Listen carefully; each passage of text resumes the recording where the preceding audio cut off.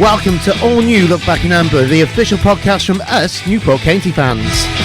From exclusive interviews to interesting inside insights, since 2010 we've been the best place to be for all things audio.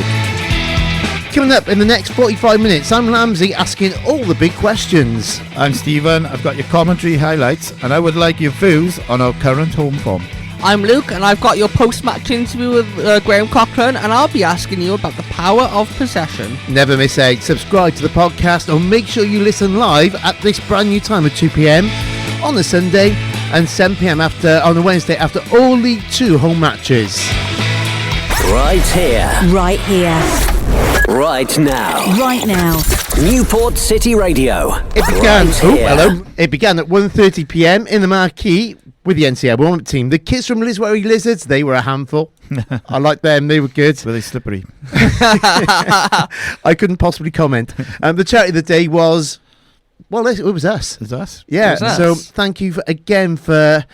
There's so much fundraising taking over Newport County at the moment, mainly for the club. Yeah. And it was just nice, and I really appreciate more than ever people putting their hands in their pockets and chucking a couple of quid in our bucket. People were very generous yesterday, I noticed, whilst doing the bucket collection, so thanks very much for that. Absolutely, and given the circumstances, really appreciate it. And the raffle, we will do that later in, probably in the middle of next week, 'cause it's bank holiday, so we'll get the team back together again. But thank you so much, that was brilliant. Amazing live music from Jack Perrott. Continued at 3 p.m. in the compy with Chris, Stephen and Luke.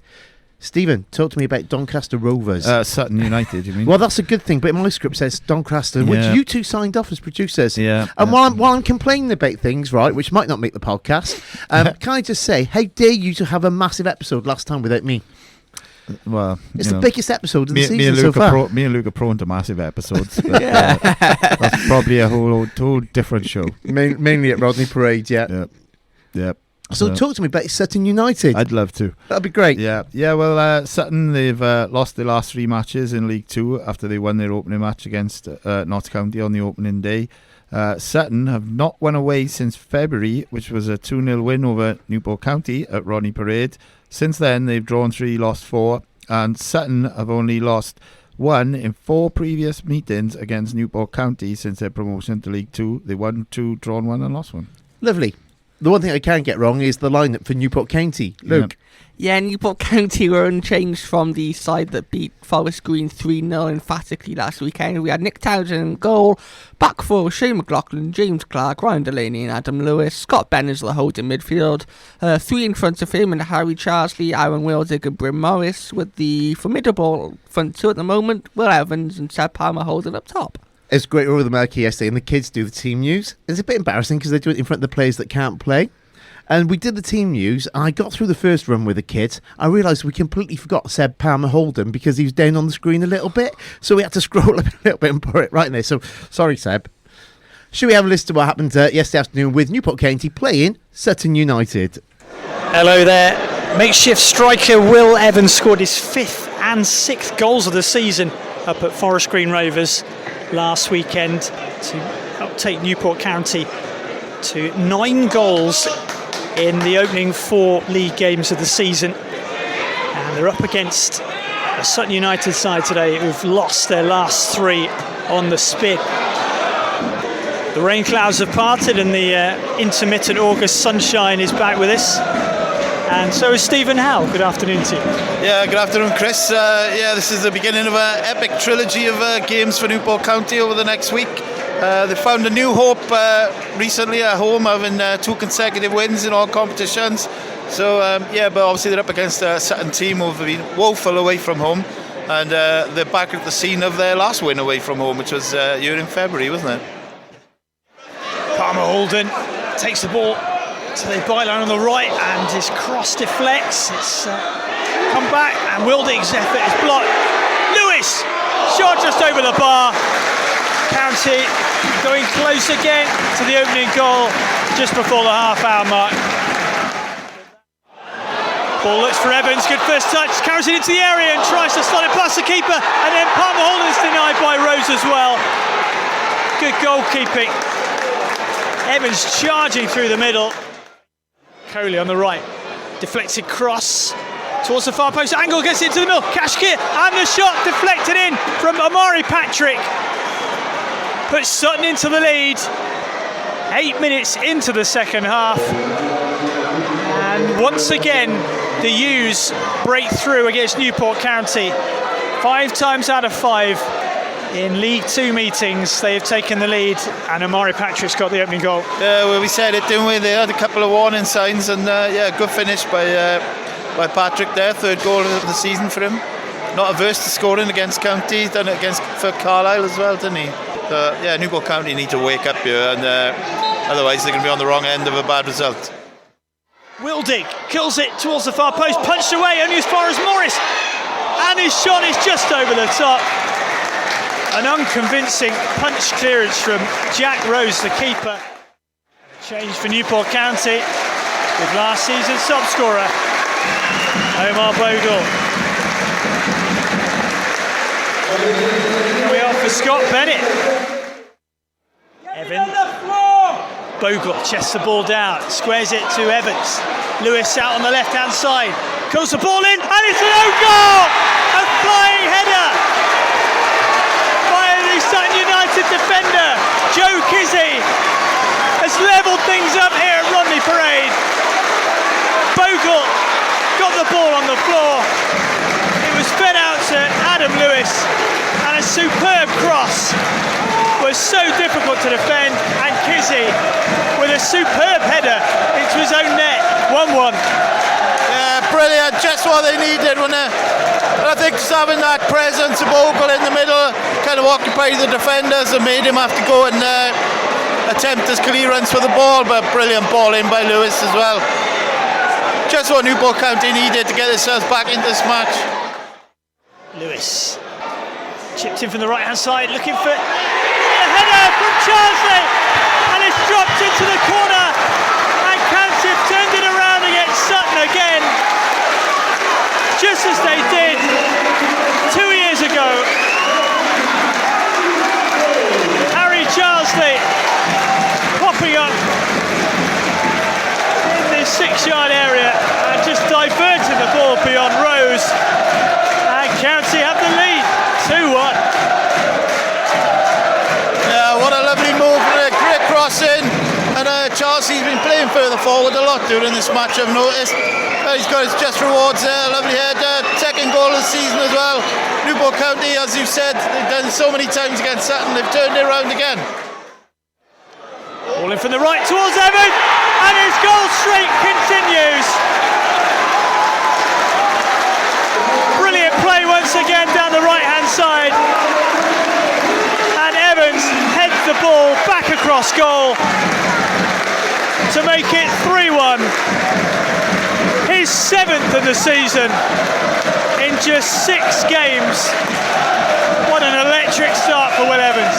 Yeah, incredible, a brilliant ball in, took up a really good position on the back post, and I think I'm right, I think the changes to the Sutton defence, they were disjointed there, they were caught a bit out of position, and it certainly paid off for County. And what can you say about Will Evans at the moment?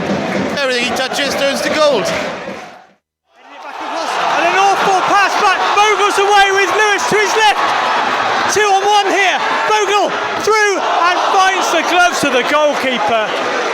Rose did well, he just stood up, and Omar Bogle, perhaps a little bit rusty through not seeing any action this season before this afternoon, passes up the chance. Waits for runners, got weight inside him, he wants to have a shot himself, does Bogle, onto the left foot again, and too many bodies in the way. Desperate for a goal after spurning that one-on-one chance, and that's the last action of a thoroughly entertaining second half. Newport County coming from behind yet again, the second time in 3 seasons, with 3 goals in the second half here to turn it around and beat Sutton United. 1 down within 10 minutes of the half-time interval, but the introduction of Omar Bogle changed the game as he was involved 5 minutes after his introduction in the first goal, which was a superb cross from Adam Lewis, headed in by the defender Joe Kizzy, and it was superb crossing from the right that led to the other 2 goals. First from Shane McLaughlin to find the header of Harry Charsley, and then Seb Palmer-Holden finding the red-hot Will Evans to make it 3-1 just before the end. It's the 5th match in a row that Evans has scored, and overall County are now the joint 3rd highest scorers in League 2 at this early stage, with 12 goals in their opening 5 league games. A superb second half sees the final score end up Newport County 3, Sutton United 1. Thank you, Chris. Thank you, Stephen. There's so much to talk about on the back of that game, which we'll get into in a second. Before that, let's hear off the Newport County manager, Graham Coughlin. Let's be honest, it wasn't a spectacle. It wasn't great, but we did say that. We did train that way this week, and we did let the lads know what was coming. And true as it was, it came. We handled it really, really well, to be fair. The direct ball, which is probably normality in League 2. But we couldn't seem to get the ball down. We got sucked into their way of playing. We couldn't seem to get the ball down and move it in the first half. We had a couple of little passages, a couple of little patterns, but not an awful lot. So if I was a fan, I probably would. It's not one that will live in the memory. But like I said, the last 5-6 games, we've showed a different side to us at the football club. We've been playing, we've been making passes, we've been creative, we've been really, really good. But today we had to find a different way of winning. Yes, it might have come from a change of shape, and it might have come from a couple of substitutions. But we found a different way. We found another way of playing today, and testament to the character of the change room. Because, like I said, I think I said it on Friday in the press conference. We knew it wasn't going to be pretty. We knew what it was. We knew it was going to be a battle. We knew it was going to be a test of character, and it certainly didn't let us down. But let's be honest, by no means was that, and by no way was that a spectacle to enjoy. You need that in League 2, though, don't you, to roll your sleeves up and just get those 3 points in. Yeah, we're going to have more games like that. We're going to have more days like that. But I do like, and I have got the players to maybe play a little bit more. And I thought the goals were very good. The goals we got was very, very good, well worked, well created. But we were a little bit sloppy at times. I think we didn't think clear under pressure. I think we got sucked into a different way of playing today, that we haven't been playing like that over the last 4, 5, 6 weeks. So look, it was something different. Testament to the dressing room, testament to the players to come from 1-0 down against a really, really tough opponent, to go and score 3 goals, and to come away with the 3 points is testament to the character of our change room. That's the key, isn't it? Because games like that, sometimes think first goal crucial, especially them coming in with a big side. You think, oh blimey, to show that character, to come through it is encouraging. Well, I was, yeah, I agree. I was kind of at half time thinking one goal, the first goal here could be crucial. So yeah, I agree with that. I was kind of on that top process, and when the goal went in, it was a really, really sloppy goal. We allowed a diagonal ball to come in. Look, they were always, if ever they were going to score today, it was from crosses and it was from set pieces. We allowed the diagonal cross come into our box. We lost the header at the back stick, and then the second ball drops down in our box and he puts it away. So there's 3 things that we will certainly be looking at. We'll certainly try to improve upon. But we knew it was coming, and it's frustrating when you warn and you train the lads against it, and it still happens. So that's probably frustrating on my behalf. But again, look, testament to the group. I keep saying it. They found another way. They found a different way. We changed shape.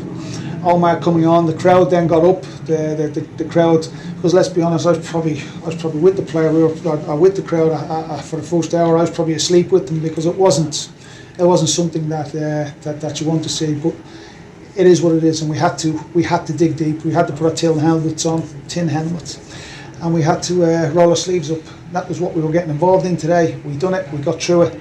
Now hopefully we can move on and move on to the next challenge. Good to have Omar back. Yeah, I just hope it comes through okay this evening and in the morning, and I hope he's bright and bubbly and fresh and fit and ready to go on Monday morning. Hopefully there's no reaction. It's always a danger when an injured player is out injured for a while and he's chucked on later in the game, because he's been sat on the bench for the best part of 60-70 minutes. So that's always a danger, and we try to guard against that. But he's come on, and I would say he's changed the game for us a little bit, to be fair. We were brave there. We went with the 3 strikers, with Seb, with Will and Omar. So we were chasing again, we were brave. We got back in it, and then we tried to shut it up then, coming towards the last 10 minutes of added time. So yeah, look, what can I say? It's not something that I'll ponder over too long. It wasn't a great spectacle, it wasn't a great game, but it was effective. We were effective and we showed great character. Another goal for Will Evans this afternoon. He really is a man in form and can't stop scoring, isn't he? Well, he should have scored in the first half if we want to be overcritical. He was one-on-one with the goalie, but look, he scored, he's flying, his work rate to the team, his attitude is different class. And you seen him there late on in the game. He was just desperate to get back into his old slot, a left wing back, just to see the game through. So, look, he's a winner, and he wants to win games of football. So, yeah, he's effective. He's really, really been effective for us. So, it's a pleasure, as I said, it's a pleasure working with him. Not only Will, but the whole group. I saw him and Seb work their socks off again for the team, and then Omar, when he came off the bench, the effect he had as well. So, we've got three really good ones. We've got three good ones there, to be honest, and it's great working with them. Today, crosses, I noticed, led to at least 2 of the goals. Is that something you've been working on? You look really dangerous on that left and right hand side with Adam and Shane. Is that something you've been working on? Well, it's League 2 will tell you. You guys will probably know more than me. The stats where League 2 crosses, I think it's 23% of goals in League 2 are from crosses. So it is a crossing division. So it's something that we have in our locker. So we've got a few weapons in our locker. One of them is crosses, and we do work on crossing exercises. Yes, we do encourage the lads to cross the ball. We do encourage the lads to service the box. But stats will tell you that 23%, I don't know what it is exactly, but it's somewhere in that region. And then the goals from crosses, as is 30% is from set pieces. So you can see the bulk of League 2 goals are scored from crosses and set pieces. Well done today. Newport County manager Graham Coughlin with Luke. Yes, and Chris Curran from the South Wales, I guess. Chris was in there as well. So one thing I want to go back on before we get cracking into all that is that we noticed in the previous match that Graham Coughlin actually took a role as an interviewer as well. He did, yeah. Do you think he was inspired by us being in the studio and talking to us and thought, if these 3 idiots can do it, then I'll Yeah, I think so. Absolutely. It's lovely seeing that in the last game because it's just bringing out his playful side. And I know we'll be hearing a little bit from Louis later in the show, the media manager that we've done an interview with that we'll release in the next couple of days. But we all agreed in the studio, I think, when we spoke to Louis on Monday, it's nice seeing that playful element to him. Because being a football manager is quite a serious job, isn't it? Yeah, I think, he's good for the players, and as well. So we've gone too far back in Amber now. Let's come forward a little bit. Stephen, walk me through that game. Yeah, I think Sutton started off. They kind of showed how they were going to play. They were going to use the threat of the 2 wide players and get balls into the box. Angol's quite a big physical striker. And then Newport then began to kind of create chances of their own. Getting opportunities from the high pressing and utilising Evans and Palmer Holden's pace, because the Sutton defenders were big but they're not necessarily quick, so I think Newport kind of capitalised on that a little bit with Palmer Holden. Sutton in the first half, as well, all throughout the game, tried to make it a physical battle. It got a bit scrappy on times, but I thought Newport stood up really, really well to it, showed that they can mix it up with these type of sides in League 2. Yeah, at half time I thought Newport probably just edged it a little bit in terms of the chances. It wasn't a quality first half, but Newport probably, especially the Will Evans one, I think. And then second half I thought Newport County came out of the block slow. I thought Sutton came out really, really well. They looked the more likely to score. They were looking a threat as Kizzy from the right back, and as I said, Corley and Patrick out wide causing problems. And then they got the goal, which they probably deserved for the way they came out in that beginning. And I said in the commentary, I think Newport need to wake up, otherwise they're going to be on the wrong end of a bad result. But fortunately for Newport, I think Graham Coughlin was really, really brave. He brought on Omar Bogle, he changed it to a 4-3-3, and it immediately paid off. It didn't take long. It paid off for the equalising goal, paid off for the second goal as well. And then Sutton tried to counteract that. They made a lot of changes themselves. They put Owen Me up front, but it didn't really make that much difference. And then I just thought it was a really, really good result. I mean, I think probably maybe this time last year that would have been the type of game that Newport would have lost. But as Graham said in the commentary, they prepared for that, and it brought out, they had to play a different way to maybe what they've been used to. So, and I think that's really bodes well going forward, because if there's training for this kind of thing and they can cope with it like they did yesterday, then I think that bodes really well going forward. I agree. So, Luke, you were alongside Stephen and Chris yesterday. What did you make of it? Yeah, I agree with Stephen. I think that Sutton first half was probably quite equal in terms of play and territory, but I think County had just had the better few chances. Stephen quite already said the transfer 11s. There was one or two. I think in the first half we kind of got dragged into Sutton's way of playing almost. Very direct, almost hoofball. Yeah, there was a lot of ball in the air yesterday. Yeah. And you heard it in the commentary. Somebody shouted, "Clear as day, get it on the floor!" On the floor! And as soon as they did, they went and scored. It was a brilliant piece of audio that we captured there, because it really kind of described how the fans were feeling around us, especially at the time. So yeah, that was brilliant. Yeah, and I think Omari Patrick, yes, especially in that first half, our defence couldn't live with him. It wasn't until we went to a 4-3-3, and as you say, and you quite rightly say, it was very brave of Graham Coughlin to do so, because 1-0 down, and you're putting on someone who hasn't played since competitively in a good few months in Omar Bogle. I think he was really brave, but as you say, it paid off immediately. You could see his experience, you could see his quality when he came onto the pitch, whether it was holding the ball up for Will Evans or Seb Palmer-Houlden or the more creative midfielders. Yeah. I think he made a real impact. And yeah, I think to come from 1-0 down, they always say a good team can always find a way to win. And I think yesterday goes to show that we've seen against the likes of your Forest Greens and your Doncasters, where we press really, really high and things like that. We can be brutal at times, 4-0, 3-0. But yesterday we had to show another side to our game. It wasn't the most prettiest game of football you're likely to see Rodney Parade this season, but it was the most, especially in that second half, the most effective. That's what's needed, isn't it, really? Okay, brilliant stuff. Loads of stuff to talk to you about. So let's go through that little list of things that you talked about. Firstly, let's pick up on the floor bit. We were used to flinny balls, it was known as, hoofball, whatever you want to call it. Any ideas why this crept back into Newport County's game yesterday? It was just the way that Sutton were playing. I think Graham says it in the interview. They kind of drew them into playing that certain way, and he was getting frustrated by it as well on the sidelines, I think. So it's really good that he recognised that. And these teams are going to do it, aren't they? They're going to try and draw you down to their level in a way. All respect due to Sutton, but they were. Yeah, that's the way they're going to try and want to play, and that's the way they're going to try and impose themselves on games.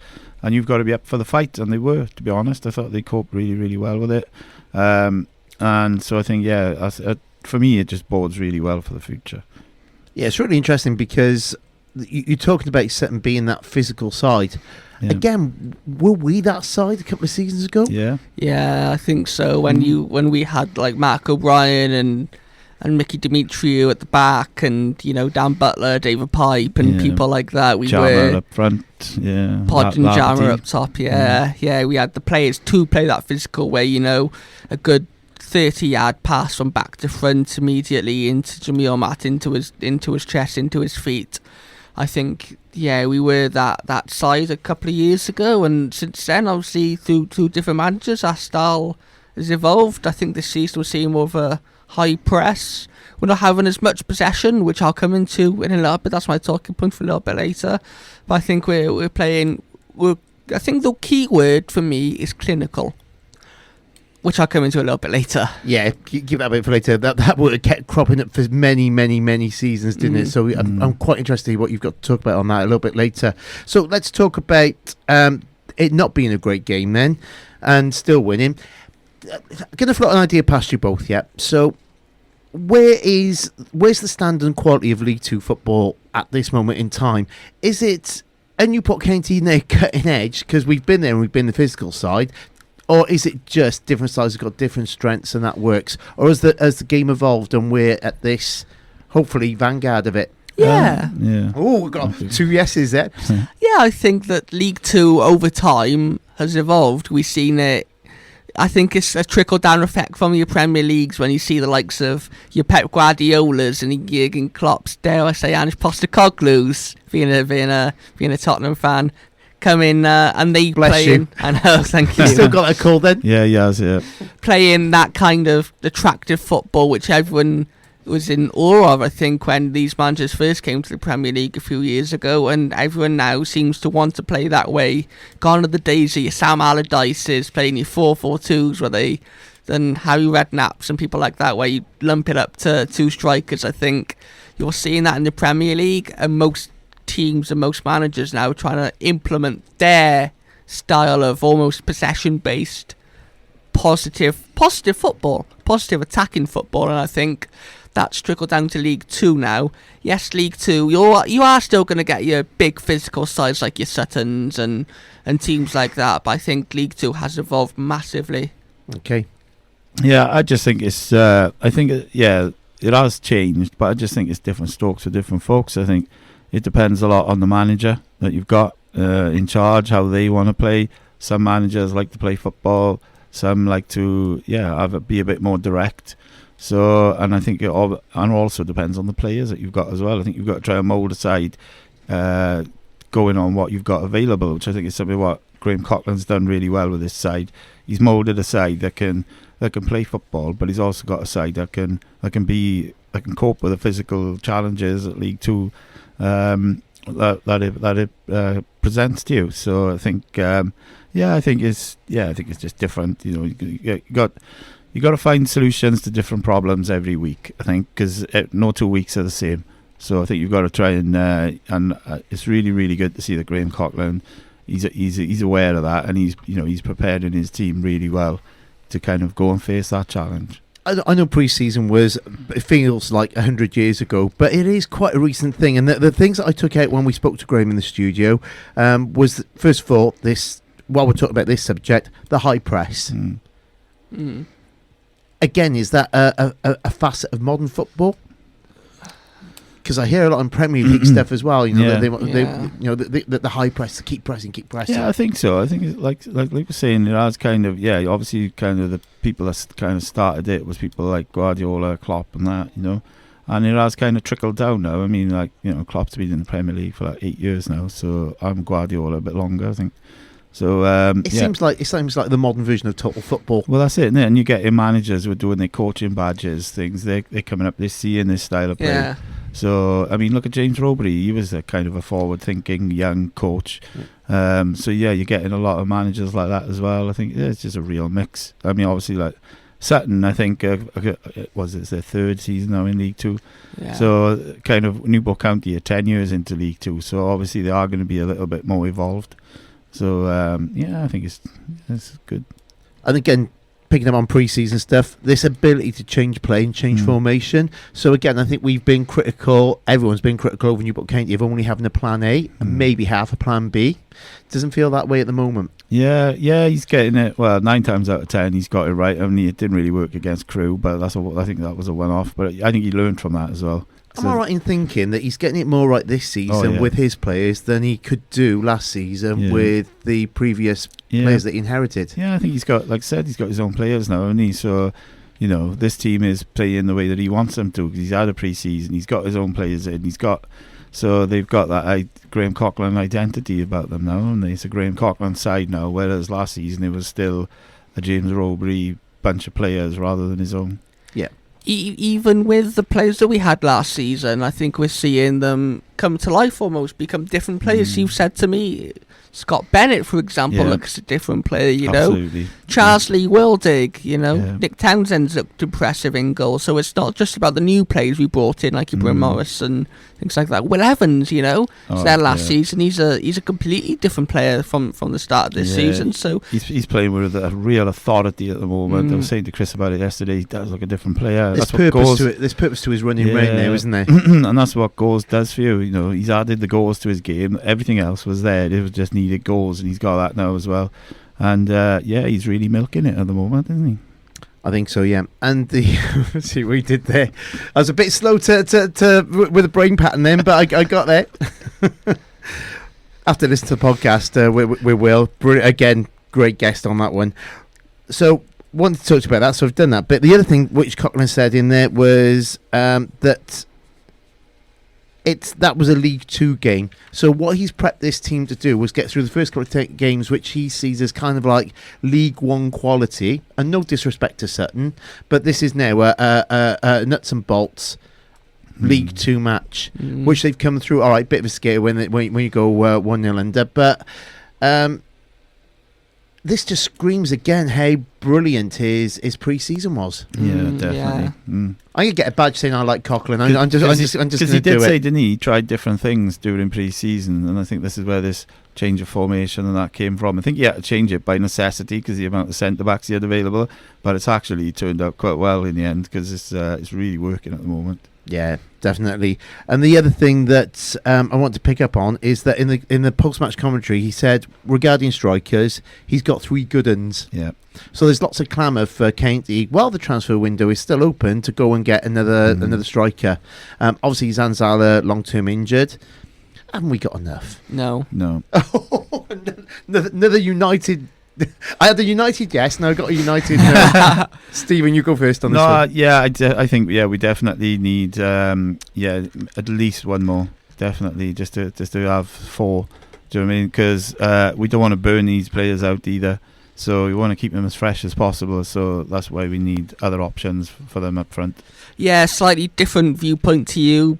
If one of them gets injured, if Will Evans or Sir Palmer Holden or Omar Bogle gets injured, then your hand is very much tied behind your back in what you can do up top. And we've seen with Sir Palmer Holden and Will Evans so far that the way that they like to run into channels and work their socks off has kind of that style, that pressing style has almost been moulded around those 2 up top. So yeah, I think we need one striker, maybe someone else in another area of the pitch, which I'm not too sure where. Maybe another defender just to cover Carl Jameson, maybe on loan till January. Yeah, seems kind of like the vibe out there. The people seem to be after a striker and a defender, certainly on social media. So no, I like that one.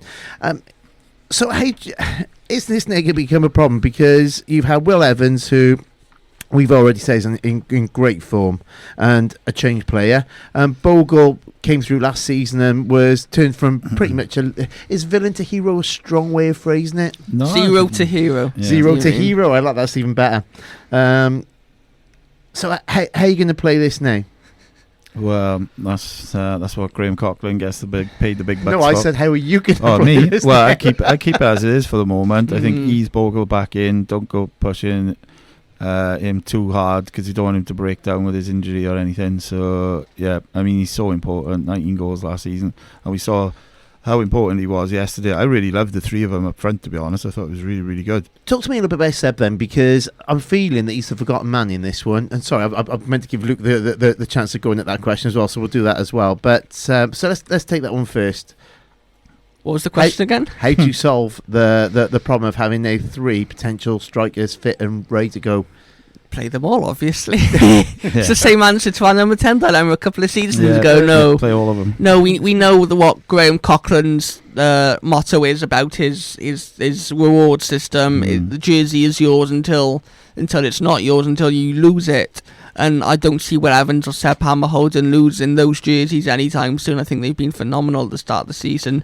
So whether that's a tactical tweak, maybe he takes out a midfielder and goes to a 4-3-3 like we seen in the second half yesterday and plays the 3 of them, or whether Bogle just has to wait his time and come off the bench and be brilliant and force Coughlin's hand and force his way back into the team. Yeah, I think so. Because I'll go back to the same point in a minute. It just seems that Coughlin at the moment is always saying, it's talking about really proud of the lads. They're a good bunch of lads.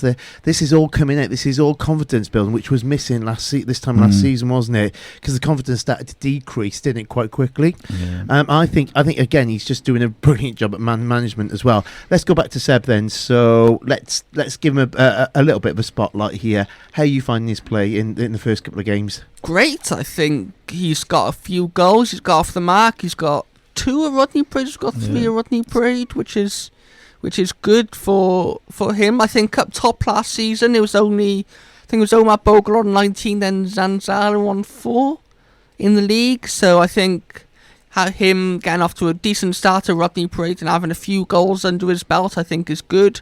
I think if we can spread the play up top, as spread the goals up top even.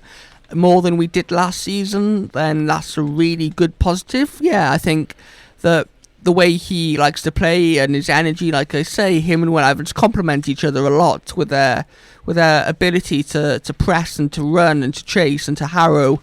I think he's a good player. And obviously, early days in the season, first EFL loan, first proper taste of EFL football, and you can see these quality. You can see he's come from a quality academy in Bristol City where we've had some good players in the past, the likes of Antoine Semenyo has been here, Tyreek Backinson's been here, Cameron Pring's been here, George Nurse. So, yeah, I think another good quality player from a good quality team. Yeah, I think so. I think what he does, off the ball, deserves a lot of credit because, yes, Will Evans is getting the spotlight, but a lot of it as well is down to the work that Seb's doing for him as well, like occupying defenders, going into wide areas, and he's got 2 goals, 2 assists already. So I think, yes, obviously Will Evans is getting a lot of the plaudits, but I think Seb needs them as well. Yeah, that's what I thought. We just cover it pretty quickly there for you. There's one player that we've not spoken about, probably for a good reason, I would hope, but we'll come on to that in a second when we talk about the absolutely county man of the match. Let's quickly talk about Jameson. So there's an injury there. What do we know?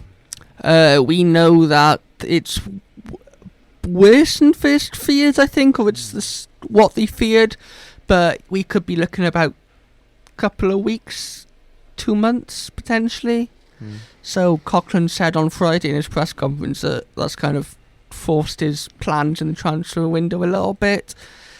So yeah, I think Declan Drysdale's not too far away from returning. We seen yesterday at the end of the game. Yeah, he was on the pitch doing a bit of running, so he's not too far away. Hopefully, maybe even we might see him for AFC Wimbledon. But I think when Declan Drysdale comes back, he'll be a huge plus to that back line.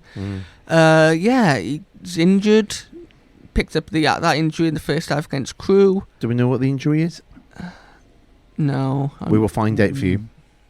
Yeah, no, I'm not sure. That's okay. I just thought I'd pop a naughty question there. Right, let's change gears. The absolutely county man of the match. Yes, it's a weird one today, and I'll tell you why now. Your 3 options were Will Evans, Harry Charsley, or Ryan Delaney, who I thought had a really, really good game at the back yesterday, or other. Comment below, which our very own Stephen Hull did. Yes, it did. Saying when Adam Lewis. Yeah, I loved Adam Lewis's performance yesterday. I think he was, he was really, really good. Yeah, he's up against a tricky winger, but it was just everything I loved about him. He was, yes, he created that opportunity for the first goal. I think on the second one, maybe he's involved as well. But he was just getting stuck into tackles, and he was just flying into challenges, getting straight back up and just getting on with it. And I just really, really loved his performance yesterday. I got to say, Harry Charsley, I thought he was really good as well. He seemed to be playing a bit further forward than what he normally does. But for me, it was Adam Lewis. Mike Parsons on Twitter agrees with you as well. Well done, Mike. He knows what he's talking about. Those 3 options I said there, Will Evans, Harry Charsley, Ryan Delaney, all tied on 29%. So, Mr. Lamsie, who was your man of the match yesterday from what we've said out of those 3? I'm going to defer to my learned colleague Stephen, because all I've heard is about Adam Lewis, so it is Adam Lewis. Okay, now Luke had a cheeky exclusive last week, didn't you? He's thinking, what's he talking about? Did I? Yeah, he did. We're pleased to tell you that we've got a brand new sponsor for this whole season on Look Back in Amber. As Luke did last week, I would like to proudly introduce you to Newport Credit Union. They're based on Upper Dog Street. You're going to hear about more of the great work they do over the next couple of weeks. Right here, right now. Newport City Radio. Yeah, so for my talking point this week, I'm going to ask the question, has Rodney Parade become a fortress again? We spoke about it on our pre-season review. It was really important. So before we chat about it, let's hear what the manager thinks. 3 consecutive home wins in a row now. A lot of last season, quite a few of the issues were here at Rodney Parade. Are you pleased to have a positive start at Rodney Parade? Luke, do us a favour, will you? Will you say that again? 3 consecutive home wins at Rodney Parade. That sounds lovely. That sounds lovely. That sounds really good, to be fair. Yeah, because we did, as you quite rightly point out, we did have 1 or 2 little issues last year. But I think we're dealing with a different group of players, different mindset, different mentality, and I think the crowd are seeing that. And I think they play a massive part in anything we do here, because you know what, we, as bad as we were for 60-65 minutes today, you could still hear them. They still stuck with us, and they probably lifted us through the closing stages of that game. So anything we do here will be down to the crowd, and they are so important to us. They play a big part. And also last Saturday when we went to Fortress Green, the size of the away attendance was unbelievable. The far side was full. So the crowd will be as important as any of the players that we've got. They will play a massive part in anything we do here at home. And we would like to win more games this year at home than we did last year. Graham Coughlin there, Newport County manager, talking really well. So Luke, I'll come to you first. Hello. Has Rodney Parade become a fortress again? Yes, it has. I think the early goings of the season, we've played 4 games of Rodney Parade so far this season, 1 in a friendly, 2 league games and 1 in the EFL Cup. We've won 3 of them, drawn 1. I think that we're kind of drawing up the drawbridge. It's slowly coming up a Rodney Parade, and it is becoming a fortress again. It was like a motet there yesterday, I can tell you that, when we got there. Yeah. But no secret that last season home form kind of played us into trouble. Only the bottom 2 eventually got relegated, had worse home forms than us. 3 consecutive home wins though to start the 2023-24 campaign. First time that's been done since about a year ago, since Graham Coughlin took over. Encouraging signs. I think the crowd when they get going, and I think starters remains a gone. It's really good, especially for the new players to get that bit of confidence going in Rodney Parade, and probably for the experience ones who were here last season who had a few issues at Rodney Parade, just to get that experience and get on a bit of a winning run. Mr. Lamsie, what do you think? Absolutely. This is what we alluded to in the pre-season, wasn't it? When I think anybody, any group, whether it's fans, players, football clubs, radio stations, when your back's against the wall, you knuckle down, you get the hard work done. We know the club isn't in its healthiest state at the moment. Don't panic, everybody. I think it's all going to be all right. But this is what happens. I think that the whole unit is absolutely together at the moment. I think the fans are really appreciating the work that the manager's doing, and it's coming across on the pitch, and it's all working together, isn't it, I think? Yeah, definitely. Yeah. New football season means new kit. New school year means new uniform. Newport Credit Union will help you through it. To find out more and see how to join them, search online for Newport Credit Union. Right here, right now. This is Newport City Radio. So for my talking point this week, I want to ask, is possession really 9/10 of the law? Now, so far this season, in our opening 5 League 2 games, we have an average of 43.4% possession, which places us in the bottom 4 for possession. However, we have the joint 3rd highest goal return with 12 goals in those 5 games. So, Stephen, is possession really all that this season for Newport County? Well, I think, I think it's more about what you do with it rather than the amount. I think what we're doing is, I think we're winning the most important stat in football, which is goals. I think we've scored 2 or more goals in the last 4 matches. That's not including Charlton result as well. We've scored 3. Scored 3 in the last 2, 4 against Doncaster. But I just think we're more balanced in the way that we're playing. I think we're not so one-dimensional anymore. I think we're more functional. We're getting the ball up to the forwards a lot better in transition. And I think players like Charlsie, Willigan Morris, they're comfortable on the ball. I think that's made a huge difference. So, yeah, we're not maybe having as much possession, but the possession we are having, we're doing better with. Lamsie, your thoughts on this? Yeah, I think I understand the possession question that you're asking, because it's the old thing. If you've got the ball, they haven't. It's as simple as that. But if you're not doing anything with the ball, it doesn't really matter, does it? So absolutely, I think possession is important for confidence as well. Because again, when you've got the ball, and it's just, you're going to play as a team, and that's just going to help things out. But it's the only stat that matters at the end of the day, as Stephen just said, is the end result, which luckily we're getting at the moment. And like I say, the joint 3rd highest goal return with 12 goals in 5 games, joint alongside fellow Welsh club Wrexham with that. And we know their rocky start to the season anyway.